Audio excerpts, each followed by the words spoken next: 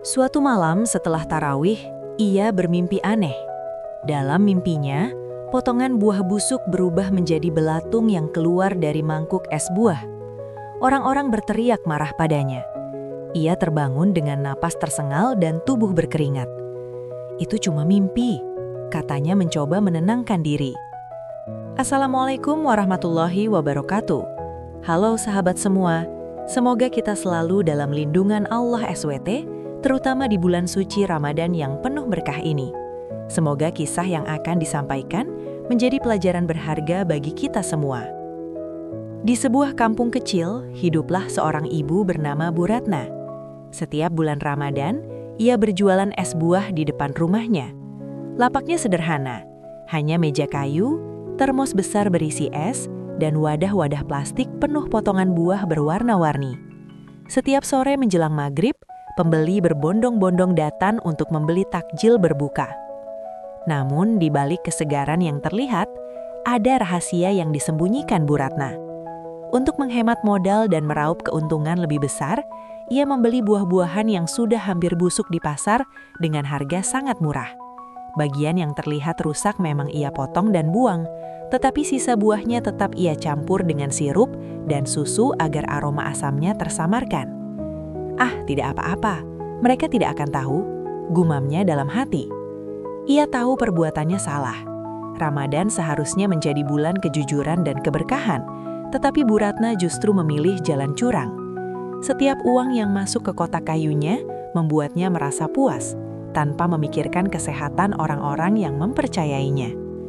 Tanpa ia sadari, langkah kecil menuju kecurangan itu perlahan mengundang azab yang tak pernah ia bayangkan sebelumnya. Keuntungan yang menggiurkan. Hari demi hari, dagangan Bu Ratna semakin laris. Warnanya yang cerah dan harga yang murah membuat banyak orang memilih es buahnya dibanding pedagang lain.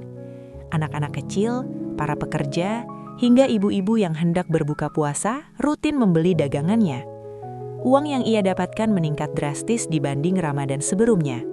Bu Ratna bahkan mulai mampu membeli perhiasan kecil dan pakaian baru untuk Lebaran. Ia merasa strategi hemat modal yang dilakukannya adalah keputusan cerdas. Suatu sore, seorang tetangganya, Bu Sari, memperhatikan cara Bu Ratna menyiapkan buah. Ia melihat beberapa potongan semangka yang teksturnya lembek dan sedikit kecoklatan. "Bu Ratna, itu buahnya masih bagus?" tanya Bu Sari dengan ragu. "Masih, Bu, cuma kelihatan saja begitu. Aman kok," jawabnya cepat sambil tersenyum. Padahal dalam hatinya ia tahu buah itu sudah tak layak konsumsi. Namun ia menepis rasa bersalah dengan alasan kebutuhan ekonomi. Tak lama kemudian, mulai terdengar kabar beberapa anak mengalami sakit perut setelah berbuka. Sebagian orang mengira itu hanya karena terlalu banyak makan. Tak seorang pun langsung mencurigai es buah Bu Ratna. Bu Ratna mendengar kabar itu, tetapi ia tetap melanjutkan jualannya. Ia memilih menutup mata dan telinga. Keuntungan yang menggiurkan telah membutakan hati nuraninya. Tanda-tanda peringatan. Memasuki pertengahan Ramadan, keluhan sakit perut semakin sering terdengar. Seorang anak bahkan harus dibawa ke puskesmas karena muntah dan diare hebat. Isu tentang makanan tak higienis mulai beredar di kampung itu. Bu Ratna mulai gelisah. Setiap kali mengaduk campuran buah dan sirup, tangannya sedikit gemetar. Ia teringat wajah anak-anak yang ceria saat membeli es buahnya. Namun alih-alih berhenti, ia justru semakin berhati-hati menutupi kebusukan buah. Ia menambahkan lebih banyak susu kental manis dan sirup agar aroma asam tertutupi. Ia juga mulai menyemprotkan pewangi ruangan di sekitar lapaknya agar pembeli tak mencium bau tak sedap. Suatu malam setelah tarawih, ia bermimpi aneh. Dalam mimpinya, potongan buah busuk berubah menjadi belatung yang keluar dari mangkuk es buah. Orang-orang berteriak marah padanya. Ia terbangun dengan napas tersengal dan tubuh berkeringat. Itu cuma mimpi, katanya mencoba menenangkan diri. Namun mimpi itu terasa begitu nyata, seakan menjadi peringatan. Sayangnya Bu Ratna memilih mengabaikannya. Ia merasa selama tidak tertangkap basah, semuanya akan baik-baik saja. Padahal setiap peringatan yang datang adalah bentuk kasih sayang Allah agar manusia kembali ke jalan yang benar.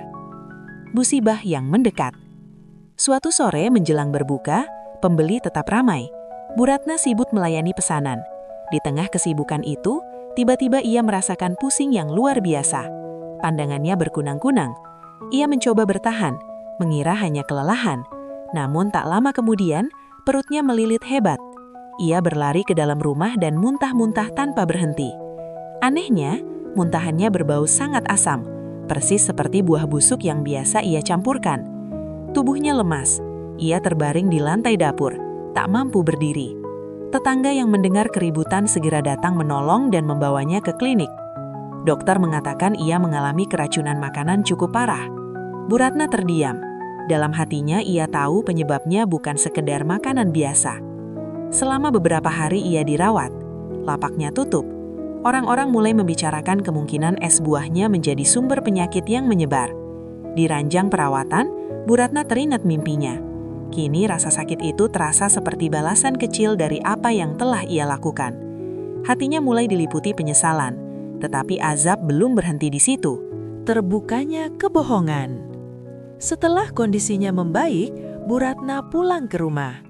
Namun, suasana kampung sudah berubah. Beberapa warga mulai menghindarinya. Ada yang secara terang-terangan menuduh es buahnya sebagai penyebab sakit anak-anak. Bu Sari akhirnya bercerita kepada warga bahwa ia pernah melihat buah yang kurang layak di lapak Bu Ratna. Kabar itu menyebar cepat.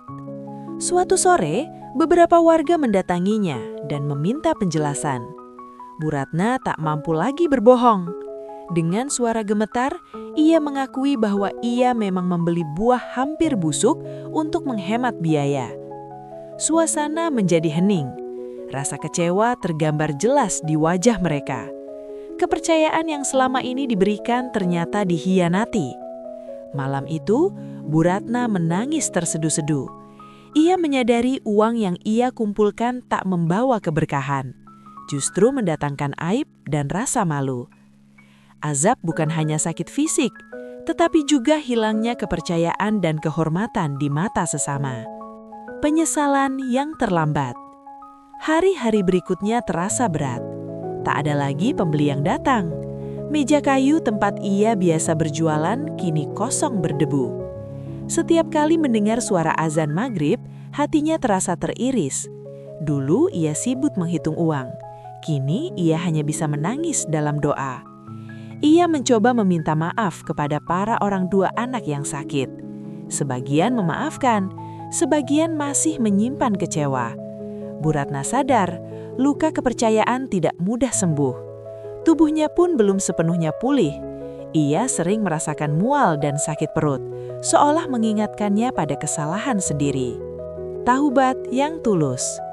Di 10 malam terakhir Ramadan, Bu Ratna memperbanyak ibadah. Ia memohon ampun dengan sungguh-sungguh, menangis dalam sujud panjangnya. Ia berniat, jika masih diberi kesempatan, ia akan berjualan dengan jujur. Lebih baik untung sedikit tetapi halal dan berkah. Sebagian tabungannya, ia gunakan untuk membantu warga yang pernah terdampak. Ia ingin menebus kesalahannya, meski tahu tak mungkin menghapus sepenuhnya. Perlahan, beberapa tetangga mulai luluh melihat kesungguhannya. Pelajaran berharga. Ramadan hampir usai. Bu Ratna belajar bahwa keberkahan tidak pernah datang dari kecurangan. Azab yang ia rasakan menjadi pengingat bahwa setiap perbuatan akan dimintai pertanggungjawaban. Ia kini lebih berhati-hati, memilih buah segar meski harganya lebih mahal. Ia percaya rezeki yang halal akan selalu cukup. Kisah Bu Ratna menjadi pelajaran bagi warga kampung, bahwa di bulan suci sekalipun, godaan untuk berbuat curang tetap ada, namun balasannya pun nyata. Semoga kita semua dijauhkan dari sifat curang dan selalu diberi hati yang jujur, karena keberkahan Ramadan hanya akan menghampiri mereka yang menjaga amanah.